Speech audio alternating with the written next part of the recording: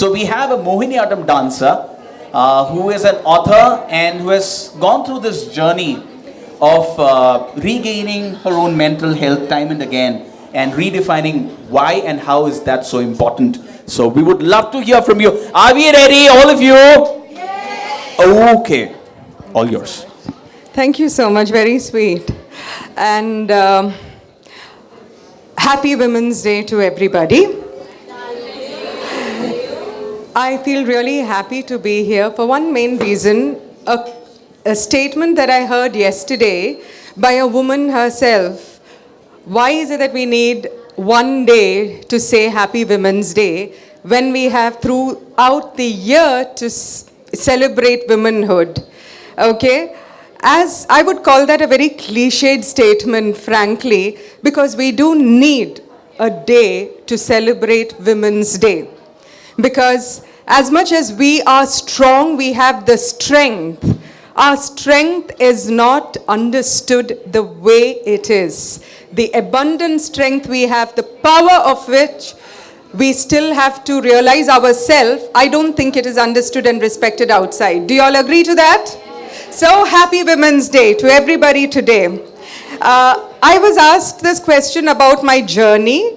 Anita Peter, to the outside world, what is known is a classical dancer, very eminent classical dancer, corporate trainer who's done several, I've lost count of the training sessions I've done.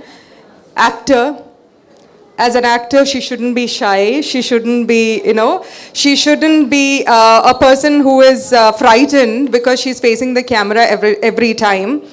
As a person who's been Mrs. India finalist, or as a person who is a motorbiker, blah, blah, blah, blah, blah, this is Anita.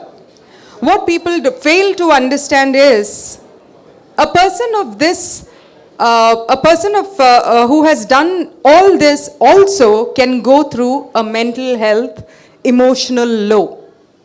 It's normal, all right? And this emotional low, we sometimes tend to say that it's a passing phase. You're consoled that way, and many a times people say that it's okay, just forget about it, distract yourself, go do a Zumba, go do a power yoga, go watch a movie and you're going to feel fine. Now, if you ignore that sense about you, it goes into an emotional trauma. From an emotional trauma, it goes into an emotional ailment or a mental ailment. And trust me, that's what happened to me. I recovered from clinical depression not once, not twice, but thrice. It reached a point where, I say it with pride today because I'm here to tell my story. I'm not going to bore you with a story because that's not why I'm here for. But I did try to end my life. I did. But when I did, I had no intention of ever being in this world ever again. I didn't want to be a part of that world who told me that as a woman you need to take care of your children and husband and your responsibilities, and please stop thinking that you are capable of doing much more, because we all have sacrificed for our family, and this was told to me by women themselves. And men told me that, don't be selfish by thinking that you want to do this and that. Don't ignore your family. Little did they know that I was capable of doing all that I did, managing my family, and today I have a beautiful 20-year-old girl and a 16-year-old boy. I did not ignore them. They are wonderful children. Now, when I decided to end my life, it was not because I did not love them. It was only because I went through something that I was not aware of, and that was called a panic attack. Panic attack is an illness. It comes when you ignore your mental health. I was going through that. I was not aware of the fact that I was suffering from that disease. And when I had that, it was an impulse that made me believe that this not being able to breathe, this palpitation I was getting, and this urge of I can't go through, the only way out is to come on, put an end to it. Because for that you need courage. And trust me, you need courage to take a decision to end your life. It's not something that I was a coward. But then, what woke me up in the hospital. This is the only thing that I remember is the hands of my 5-year-old son that touched my face and said, "What happened, Amma?" He said that. I woke up to that, and that realization made me only say one thing: thank you. Thank you so much for giving me this second chance. I don't know who I told thank you to. But today, I realized I'm here, standing here, as whatever you have said about me, it is only because I got my second chance. What I want to tell all of you is, not everybody will be lucky to get that second chance. We all go through emotional lows where we feel that we cannot go on. We cannot. I just want to get out of this. I just want to get out of this situation. I want to end my life probably. I want to run away.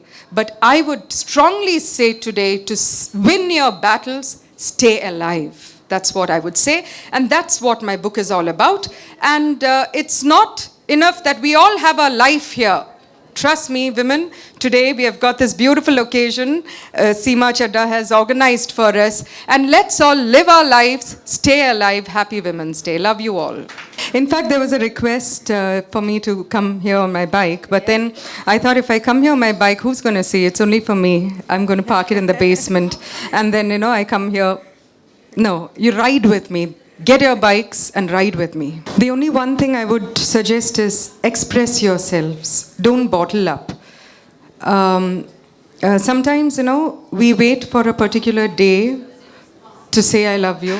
We wait for some day to just hug somebody, or we just hug our friends. But I know we have our husbands.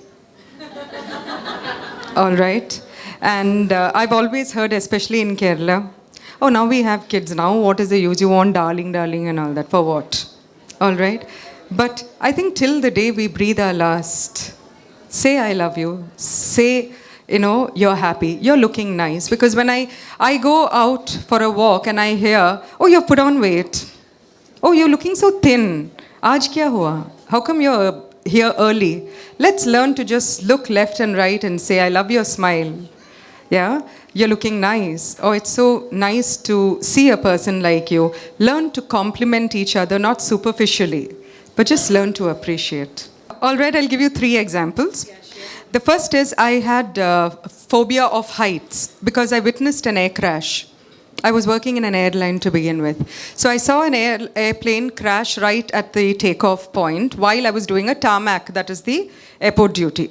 So I was very scared of flying and heights. It became such a phobia. So I decided to bungee jump. After that, I've bungee jumped maybe 5 or 6 times. All right. So the first time I did it, I climbed. I started shivering. I felt I'll just fall back because the climb, you have no support. So I reached up. I was shaking. I reached up. I was clinging on to the railing for my life. And I said, I want to go down. I started crying. He said, how can I go down fast? He said, you have to jump. That's the easiest. Or else, what's the way? Can some helicopter, something pick me up? They said, no, you have to go down the ladder. And I thought that was difficult. So I stood on the edge and he said, I'm going to say, you're strapped up now. When I say 1, 2, I just jumped. I had no clue. So it was more like a Shikari Shambhu story where I jumped. But after the first pull, second pull, and after the first bungee jump, people said, oh, courageous. See how she jumped and cheered me. And then I walked like this.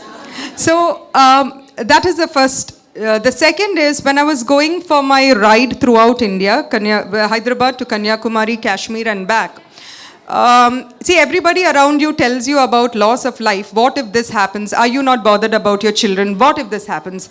But my daughter told me one thing that kept me back. That is, Amma, if you are going to go on this ride and you die, all right, I will know that you died doing something that you liked. If you don't die and come back, I will be so proud of the fact that my mother did something and came back. Tomorrow in my life, I know that my mother is not a person who ever put one foot back. She's a woman who took her foot forward. And that is the second thing. I went for that ride, and after that, I'm a solo rider who's gone throughout the country. Periods and menopause and uterus issues and all that. I went through a very bad phase where a lot of stuff were this one. So I went through a hysterectomy. So before I went through the hysterectomy, everybody said, now you're going to have back issues. You won't be able to do this. You're going to go out of shape, all these things. So just wait till you reach menopause and let it end naturally. But I went ahead and got my hysterectomy done. So August 13th I did it, and October 2nd I did a 2-hour classical dance recital, full-fledged. After that, I've been running, walking and all that. So the only thing I would like to tell you is, people will tell you 100 things why not to go ahead. Listen to your heart, that is one. And it is always like a hurdle race. You run and you jump the hurdle.